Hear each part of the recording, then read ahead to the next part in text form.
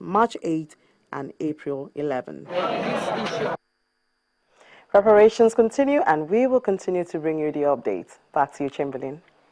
Well, thank you, Ini. Let me take comments from those who are watching. Mr. Jerry, this is for you.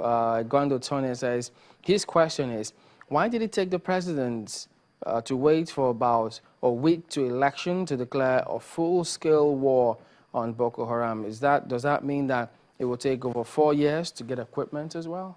No, well, I thought we answered that. The point was that equipment and tools were ordered, the planning and logistics were put in place, and the timing was the timing of the security chiefs who clearly had the intelligence to move forward with what they needed to do. What is clear is Mr. President is continuing to direct, as Commander-in-Chief, the affairs of security in terms of what's happening in the Northeast, and we're getting a great result today. And by the way, I just want to comment quickly on what that Senator said, one of the points he made earlier. He talked about 14 local governments in the Northeast as having been the only issues. My view is that that's quite a bit simplistic. Some major cities of the Northeast were under threat. You will recall that Boko Haram had launched on several occasions a major offensive against Maiduguri. They wanted to come in and overrun Maiduguri. So we weren't just talking about 14 local governments, we're talking about major population centers. Had they been able to get into Maiduguri, that would have changed the game. So it wasn't just a matter of 14 local governments. And let's have a big picture of what we have to do to address security. All right, that said, we'll take a quick break. We'll return in just a moment. Please join us again. Let's get more opportunities for you to also get your voice heard. We'll talk back with Mary Alale Yusuf. Thank you, Chamberlain. Kano, Niger, Ekiti, Delta, and Rivers are just some of the states where peace accords have been signed. The idea caught on when the presidential candidates signed the now popular Abuja Accord back in January. Now, here's a reminder of the question for you. Do you think the signing of peace accords by political parties will ensure violence-free elections? Options are yes, no, and indifferent. Go to channelstv.com, pick an option, and click vote. From the legal practitioner to the lecturer and the civil servant, people are sharing their thoughts on the significance of the signing of peace accords.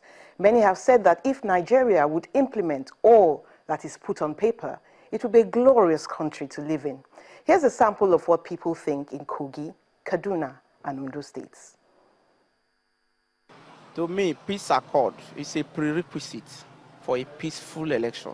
The peace accord between the two major political parties, I'm talking of a PDP and APC, it would definitely help in the area of security. I laugh because I know that Nigerians, with their method and our character, they will not implement it. In this country, we don't respect law. We don't respect other one's rights. Any area, any town, any village where posters or members of the other party are being attacked or destroyed should be held responsible.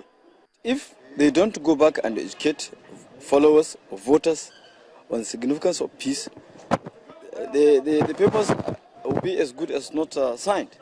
The essence of agreement is in the enforcement, in the making sure that all parties to that agreement, to that contract, abide by it. How are they going to implement it when they do not have the same voice? It should be the best to have in Nigeria, because no peace, no Nigeria.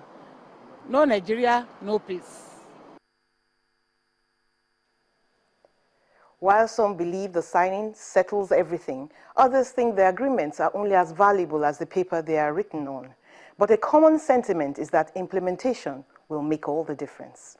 Chamberlain, over to you. All right, thank you, Mary. We're winding down now. Let me get to Demola. Well, the participation in this year's elections compared to the previous elections, so much difference. Don't you think that that alone is an indication of the fact that people, Nigerians, as a matter of fact, are willing not just to vote and sit back home, they will be vocal, because when they make their voices heard via their choice or their thumbprint, they'll keep an eye on what's going on for the next 4 years. Yes, absolutely. You see that a lot of awareness going on, social media, even the issue of the PVC, issues of postponement of the election. The electorate is very, very aware of what's going on and the importance of this election. This is the closest election in Nigeria's history, closer than, Tafa Balewa and Awolowo or Shagari and Awolowo, or even, the Hope 93 with Abiola and, Tafa. So this is very competitive. But back to the issues of, I'm just going to go back to what they were talked about here, about the accord being signed. I think it should be a legally binding accord. It should be actually, those people that sign it should be held accountable legally. They should be put to trial if, they have seen that they're responsible. And I want to plead to the people that actually do get in trouble with this violence. It's not the big politicians. It's actually the area boys, the Talakawas, the, Alabams, the area boys, the people on the street that actually do perpetrate this violence. Those are the people that get in trouble, get killed, get arrested. And the top dogs get away with it. So this should also be recognized in the system. Well, I think we really need to move now to the business of addressing the issues, because I think the opportunity we have now is for the major candidates to deal with the issues that are important to Nigerians. And, I would like General Buhari, who, by the way, I have great respect for, to have been here talking about debating Mr. President on the issues. What are we going to do about agriculture? We know what Jonathan has done. What would you do differently? That's what Nigerians want to hear. What about aviation? What would you do differently?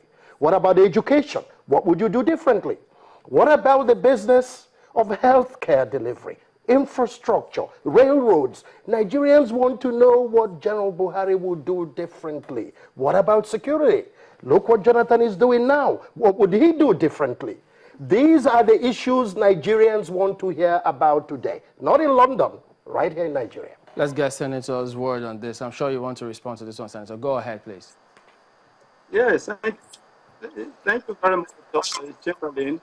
I can assure you that General Buhari or the APC as a party, no one needs to remind us as a party or as a presidential candidate of the party, Buhari himself, as to what we need to do, which we are doing already in terms of conveying our manifesto to the people of Nigeria. People of Nigeria, both at home and abroad. And of course, we have engaged in an issue-based campaign. And Whoa. Oh, I'm afraid we lost Senator there, but you heard this point that they have engaged in issue-based campaigns previously. But that's where we have to let it go here today. We thank everyone. Senator Lauren Nimibamora speaking to us. He is a member of the Deputy Director General, actually, of the APC Presidential Campaign Organization. He joined us from Abuja. And then Mr. Jerry Chukwueke is of the PDP Presidential Campaign Team on Contact and Mobilization, and Ademola Oshodi, a policy analyst. Thank you all for coming on today. Well, thank you very much. So there you go. That's it today. And so on behalf of the team here today, I'm Chamberlain Oso. Good night.